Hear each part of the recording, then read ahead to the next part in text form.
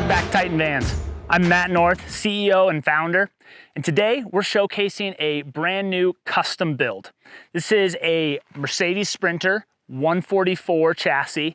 It is the low roof model, and this is, again, a custom build. It's a simple build, as you'll see once we crack the door, but it was designed specifically for this client's needs. So it has the ability to carry some additional passengers, but was really designed for single person sleeping and the ability to carry bikes and kind of additional outdoor equipment and use it as a daily driver around town. So without further ado, let's check it out. So on the outside of the van, we installed a Fiamma F80S awning. This is a manual awning, so you use a crank to extend and retract the awning.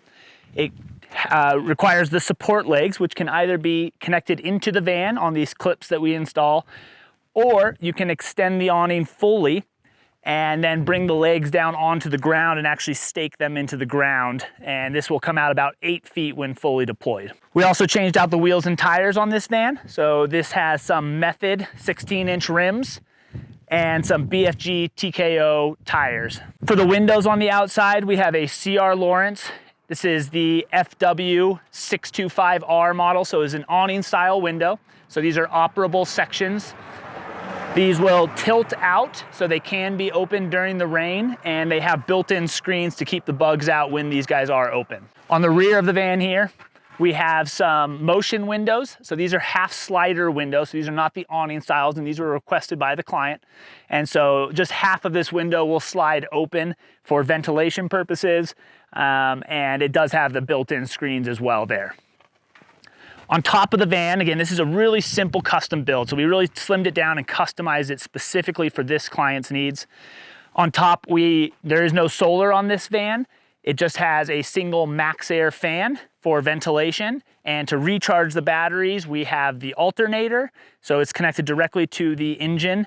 And we have a shore power plug back here on the rear of the vehicle, where you can plug in an extension cord and charge using the inverter charger. So that's pretty much it on the outside of the van here. So let's check out the inside. Inside the van. All right, so this is a 2-person removable bench seat. We do have it mounted down on the floor in our L-track. So if you've seen some of our other videos, you'll recognize the same application that we utilized for this custom build. It is a fully removable bench seat. 2-person, has a 3-point harness on both sides, and does have some recline to the seats. They do not fold down into a bed. It's just primarily just for transporting people, but can be fully removed for some additional cargo space. We installed some outlets and USB ports here on the wall for these passengers to allow for some charging and just convenience while going down the road. In the back here, we have our bed platform. And underneath, we'll talk more in detail about the bed platform here in just a second. We'll show you kind of how this guy works. Underneath, though, where I'm sitting on right now, the driver's side wheel well cabinet, is our water system. So we have a little access port down here that allows us to access the water pump and the hot water heater. And then we're utilizing our 20-gallon over-the-wheel well tank. These are available on TitanDIYKits.com. And tucks in right there is a 20-gallon tank of fresh water, and all housed right within this single cabinet here. So the freshwater fill, which we'll talk about once we kind of roll around to the back of the van. So we have a water fill port and a rear spray down shower off the back. And so that's why we installed that hot water heater, so he can have some hot water for rinsing off. On the other side is our electrical cabinet. So we'll have some storage in there and some batteries. The electrical system in this van, it is a AGM battery system, so not our lithium ion system. This has 200 amp hour AGM batteries. So they are sealed batteries. And so it's a small system, a lot smaller than kind of some of the ones we typically do, but we really did just customize this specifically, kind of all elements of this really to the client's needs. So we didn't have to over-design this system because we really didn't have any high power draw items. So we kept it simple, kept the price down, and really just got him what he needed. All right, let's talk about the bed, and let's show you how this guy works. All right, so the bed. This is a 3-part system. So we have 3 independent cushions here. This second section here was really designed as kind of a not a high use section. So this was an option that we wanted to design in so that he could have the full bed if needed, but really designed this will probably, you know, be kind of stored most of the time and only pulled out for a trip where there's going to be 2 people traveling, but primarily just going to be a single person use. So we'll show you how this guy works. I'm going to pop out this section right here. So all the cushions are clipped on, just using some snaps right here. So we can lift this guy up. We're going to slide the platform up and out of the way. And underneath here, we have some support legs that fold up and just clip right in underneath. And so we'll slide this up and tilt it back out of the way. So we'll clip that leg, and we'll just for now slide this back out of our way so we can show you the other section of the bed. So this design really was primarily designed for this kind of section to be the only bed. So a single person sleeper, and we wanted the ability to kind of still carry bikes and skis and stuff over here. So still maintain all this cargo space, but have the option to still have one person crash in here when needed. But we didn't want to make this a fixed bed platform. So we wanted to give him the option if he had additional bikes. So if he did have 4 passengers and he wanted to put 4 bikes back here, we wanted this to be able to get out of the way really quickly. So we're gonna jump underneath the bed here and show you how these legs fold up and how this assembly actually folds up out of the way. All right, so you flip up the legs here so we can tuck these legs up out of the way. So there's a leg on the front and the back. And then we have some brackets. So you hit the release mechanism on the brackets and fold the bed out of the way. The snaps keep the cushion in place even when it's folded up. So now you have a lot of cargo space back pretty quickly. And if we were to remove this section of the bed, you would actually be able to use this as a bench seat as well for kind of seating, getting geared up, and just kind of hanging out in here. So really nice and fast. We'll reverse this for you, show you how this bed kind of sets up really quickly. And so locks in place, and then pop the legs down.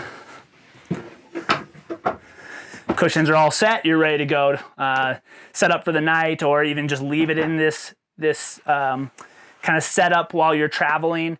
And if you needed the extra bed platform, there it is. So you can make that full bed to sleep 2 people in here when needed. All right, so to lower the bed down, we just simply flip up the legs. They clip right into place using some magnets. And then underneath we have 2 brackets. So just hit the release mechanisms and fold the whole assembly down. What's really nice about this design, it really tucks that thing up out of the way. The clips keep the cushion in place so you don't have to worry about hiding that cushion or storing it elsewhere.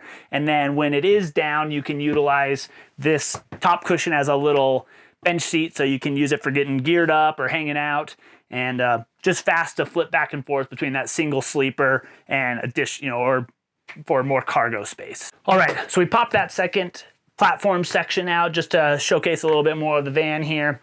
Little bench seat setup. Underneath me here is our water system in this vehicle. So we have the Titan over the wheel well water tank. It's a 20-gallon tank. It is designed to slip right over the top of the wheel well. So it keeps this cabinet profile really nice and tight while utilizing that kind of excess space there. It fits both the Sprinter single wheels, not the dualies, and transit vans and the ProMasters as well. 20-gallon fresh water, and then we also have a 4-gallon hot water heater, and then a 2.9 gallon per minute pump. So there's roughly about 25 gallons of capacity in this rig with the hot water heater. And then on the back side here, we have our rear spray down shower for rinsing off bikes, paddle boards, quick rinse offs outside after surfing or whatever. So simple setup, but pretty effective, and you still get all that water capacity to use for both drinking water or just for cleaning. Let's jump over to the passenger side, and we'll showcase the electrical system here. All right, we're on the driver's side, wheel well cabinet here. We got a lot of nice, really functional storage. These are adjustable shelves that can be moved up and down, just using some set pins there. They're clipped in so they don't rattle when they're just in place and there's no weight on them. In here we have our inverter. And you can see we designed this shelf to actually go around the inverter to give yourself a little bit more organization in here. You can always remove this. This is removable as well. But similar idea where just kind of to segment this guy and keep all your gear really well organized, but still maintain the ventilation around the inverter. This is a Xantrex XC2000. It is a inverter charger, pure sine wave, 2000 watts. So it's capable of powering a lot of different devices. Our hot water heater is really what this is primarily doing, other than the 120 outlets for charging computers, phones, all that sort of stuff. The hot water heater only pulls about 800 watts, so this is more than ample for that. So you really could power a lot of different devices off this guy. It's our go-to inverter. Really nice, really tight, low profile. One of the best prices and for the functionality you get. So that pure sine wave plus the charging capability. So as soon as you plug right into shore power, this guy automatically takes over, starts charging up the batteries, and automatically distributes power to your 120 volt system. So it's a pretty intelligent little guy, and for its size and price, it's hard to beat. In the back, we have our control panel and our batteries. So this is an AGM system here, so not a lithium ion.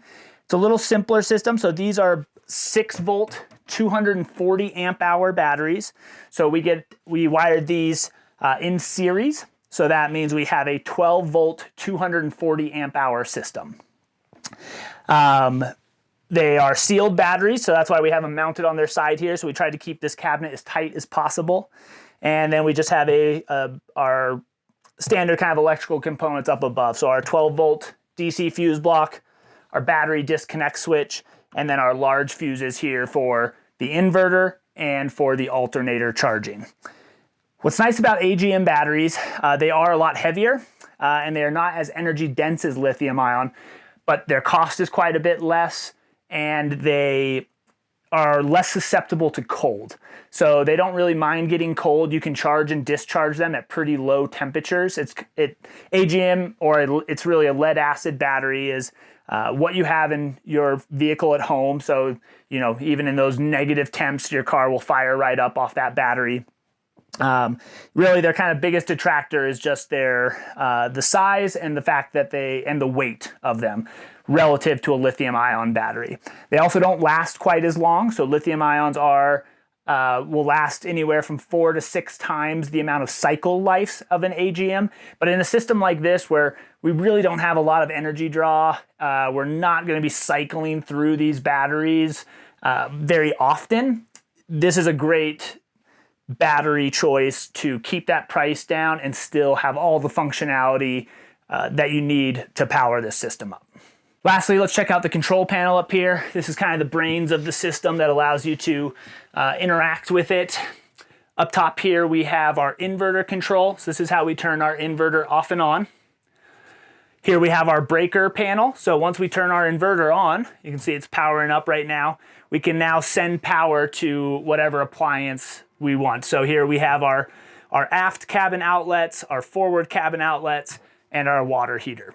Those are the only 3 things we really need the inverter for, but whatever you plug in, you know, if you're going to be carrying a kettle or toaster or, you know, heat gun, you know, something to do repairs, a drill, any of those sorts of things to charge those things up, or again, like the laptops or phones, you plug those right in, but you do have to turn the inverter on and then send the power to whatever outlet you're going to be using.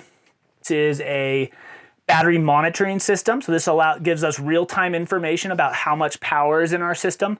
Gives us the voltage of the battery as well as the current draw, so both input and draw. And then also tells us the wattage, which is really just a calculation from the current draw. Here we have our water pump switch. So we have a switch here at the control panel, but we also have a switch on the rear at the spray down shower.